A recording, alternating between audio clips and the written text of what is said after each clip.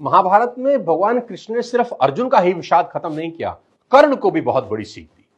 महाभारत में कर्ण भी भगवान कृष्ण को अपनी व्यथा सुना रहे हैं कि मेरी मां ने मुझे जन्म देते ही त्याग दिया, आचार्य द्रोण ने मुझे शिक्षा देने से मना कर दिया क्योंकि उनकी नजर में मैं क्षत्रिय नहीं था। द्रौपदी के स्वयंवर में मुझे अपमानित किया गया कि मैं राज परिवार का हिस्सा नहीं हूं। मुझे पूरे जीवन अपमान का घूंट पीना पड़ा। कर्ण पूछते हैं, केशव मेरा क्या अपराध था? भगवान कृष्ण जो कर्ण को जवाब देते हैं, मुझे ऐसा लगता है कि यह जवाब 1000 करोड़ टीचिंग के बराबर है। यह जवाब सीखने के बाद आदमी के पास हर सवाल का जवाब मिल जाएगा। जी हां, कृष्ण मुस्कुराते हैं और जवाब देते हैं कि हे सूर्यपुत्र, मेरा तो जन्म ही कारागार में हुआ। मेरे पैदा होते ही मृत्यु मेरी प्रतीक्षा कर रही थी। जिस रात मेरा जन्म हुआ उसी रात मेरे मां बाप से मुझे जुदा कर दिया गया और जहां पहुंचा वहां सब काम मुझे ही करने पड़े।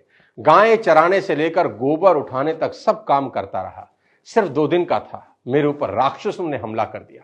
मुझे बारंबार जान से मारने की कोशिश की गई। मेरा अपना सगा मामा मेरी जान का दुश्मन था। मेरे जीवन की चुनौतियां कहां कम थी। अन्याय जीवन भर मेरे साथ भी होता रहा।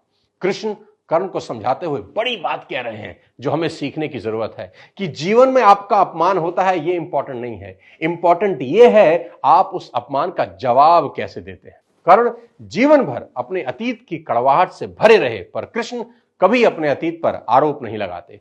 कर्ण पीछे की ओर देखते हैं और कृष्ण आगे की तरफ। कुदरत ने दोनों के साथ अन्याय किया, पर कर्ण यह न्याय कभी भूल नहीं पाए और कृष्ण को यह न्याय कभी याद नहीं आया। एक ने अपने आप को क्रोध के विष से भर लिया और हीन भावना से भर लिया और दूसरे ने स्वीकृति के अमृत से। दोनों में अगर कोई अंतर था तो वो एक्सेप्टेंस का था।